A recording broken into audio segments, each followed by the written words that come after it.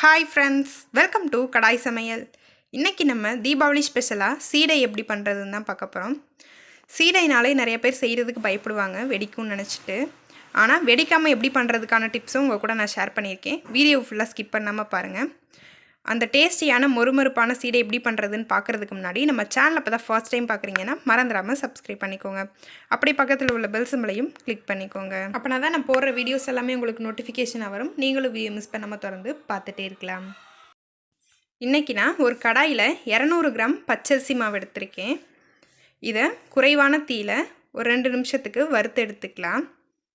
மாவு கலர் மாறவும் கூடாது, அதே சமயம் வறுபடாமல் பச்சையாகவும் இருக்கக்கூடாது. நல்லா வறுபட்டிருக்கணும்.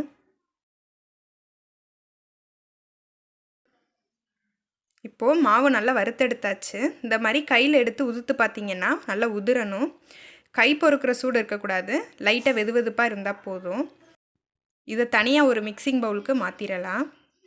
அடுத்ததாக ஒரு பாத்திரத்தில் 3/4 கப் பொடிச்ச வெல்லம் எடுத்திருக்கேன்.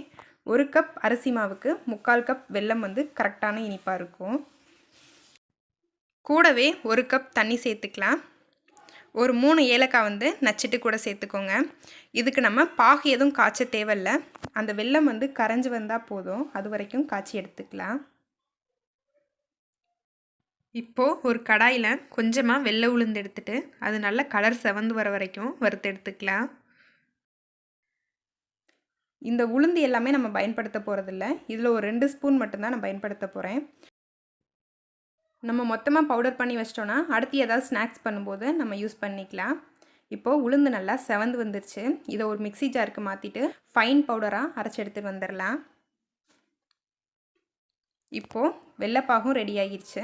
இது தனியாக இருக்கட்டும். அடுத்ததாக நம்ம வறுத்து வச்சுருக்க மாவை ஒரு மிக்சிங் பவுலுக்கு மாற்றி எடுத்துகிட்டு வந்தாச்சு. கூடவே அரைச்சி வச்சுருக்க உளுந்த மாவில் ஒரு 2 டேபிள் ஸ்பூன் மட்டும் கூட சேர்த்துக்கலாம். நம்ம எடுத்திருக்க 200 கிராம் பச்சரிசி மாவுக்கு 2 டேபிள் ஸ்பூன் உளுந்து மாவு கரெக்டாக இருக்கும். 100 கிராம் அரிசி மாவுக்கு 1 டேபிள் ஸ்பூன் உளுந்த மாவுங்கிற கணக்கில் அதிகமாக மாவு எடுத்துக்கிட்டிங்கன்னா அதுக்கு தகுந்த மாதிரி கூடவோ குறையவோ சேர்த்துக்கலாம். இப்போது மாவு நல்லா கலந்து விட்டாச்சு.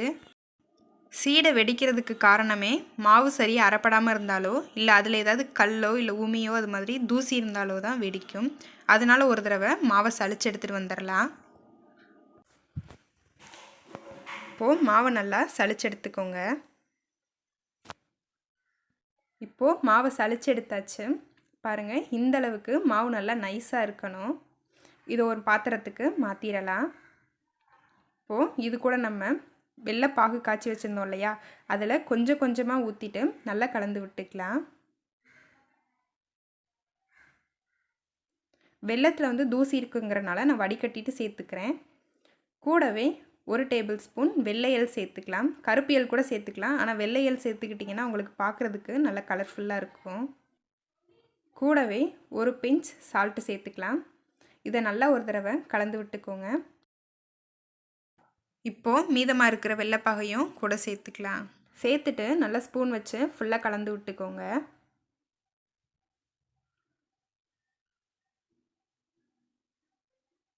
இப்போது மாவு நல்லா மிக்ஸ் பண்ணி விட்டாச்சு. இது கூட நான் ஒரு 3 டேபிள் ஸ்பூன் அளவுக்கு டால்டா சேர்த்துக்க போகிறேன். டால்டாக்கு பதிலாக நீங்கள் பட்டர் கூட கொஞ்சமாக சேர்த்துக்கலாம். இது சேர்க்குறதுனால சீடை நல்லா மொறுமொறுப்பாக இருக்கும். இப்போது நம்ம கை வச்சு நல்லா சப்பாத்தி மாவு பதத்துக்கு நல்லா சாஃப்டாக பிசைஞ்சு விட்டுக்கலாம். மாவு ரொம்ப நெல்லுன்னு இருக்கக்கூடாது, அதே சமயம் ரொம்ப ஹார்டாகவும் இருக்கக்கூடாது. பாருங்கள், இந்த பதத்துக்கு பிசைஞ்சு எடுத்துக்கலாம். இப்போது இதில் கொஞ்சம் மாவு மட்டும் எடுத்து சின்ன சின்ன உருண்டைகளாக உருட்டி எடுத்துக்குவோம். உருண்டை எல்லாமே ஒரே அளவுகளில் இருக்கணும், அப்படின்னா தான் எண்ணெயில் போடும்போது ஒரே மாதிரி வெந்து வரும். அதே மாதிரி உருண்டை உருட்டும் போது அதில் விரிசல் எதுவும் இருக்கக்கூடாது. அப்படி விரிசல் இருந்ததுன்னா எண்ணெயில் போடும்போது அது தனித்தனியாக பிரிஞ்சு வந்துடும். இப்போது எல்லா உருண்டைகளையுமே உருட்டி எடுத்தாச்சு. இந்த மாதிரி ஒரே அளவுகளில் உருண்டை உருட்டி எடுத்துக்கோங்க. அடுத்ததாக சீடை பொரிச்சு எடுக்கிறதுக்காக ஒரு கடாயில் எண்ணெய் சூடு பண்ணிக்கலாம். இதுக்கு எண்ணெய் நல்லா காஞ்சிருந்துருக்கணும். இப்போது எண்ணெய் நல்லா சூடாகிருச்சு. இப்போ நம்ம உருட்டி வச்சுருக்க உருண்டையில் பாதி பாதியாக போட்டு பொரிச்சு எடுத்துக்கலாம். சீடை போட்ட உடனே இந்த மாதிரி உங்களுக்கு நிறைய பபிள்ஸ் வரும். இதே வெந்துருச்சுன்னா அந்த பபிள்ஸ் எல்லாமே கம்மியாகி சீடை அடியில் போய் தங்கிரும். சீடையை போட்டதுக்கப்புறமா அப்பப்போ இது மாதிரி திருப்பி விட்டுட்டே இருங்க. அப்படின்னா தான் எல்லா பக்கமுமே ஒரே மாதிரி வெந்து வரும். எவ்வளோதான் புதுசாக ஸ்நாக்ஸ் வந்தாலும் சீடை நம்மளுக்கு எல்லாருக்குமே ரொம்ப பிடிச்ச ஒரு ஸ்நாக்ஸாக இருக்கும். கண்டிப்பாக எல்லாருமே ட்ரை பண்ணி பாருங்கள். இப்போ சீடை வெந்துட்டதுக்கப்புறமா பார்த்திங்கன்னா அடியில் போய் நல்லா தங்கிருச்சு. இந்த ஸ்டேஜில் நம்ம தனியாக எடுத்து வச்சிடலாம். பாருங்கள், இந்த அளவுக்கு செவந்து வந்தால் போதும்.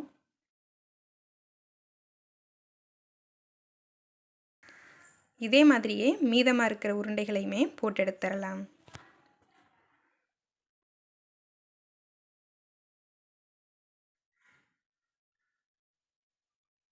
இப்போது எல்லா சீடைகளையுமே பொரிச்சு எடுத்துகிட்டு வந்தாச்சு. அவ்வளோதான், ரொம்பவே மொறுமொறுப்பான ரொம்பவே சுவையான தீபாவளி ஸ்பெஷல் சீடை நம்மளுக்கு தயாராகிடுச்சு. கண்டிப்பாக எல்லாருமே இதே அளவுகளோட ட்ரை பண்ணி பாருங்கள். ட்ரை பண்ணி பார்த்துட்டு எப்படி இருக்குங்கிறத கமெண்ட்ஸில் சொல்லுங்கள். இந்த வீடியோ பிடிச்சிருந்தா லைக் பண்ணுங்கள், ஷேர் பண்ணுங்கள்.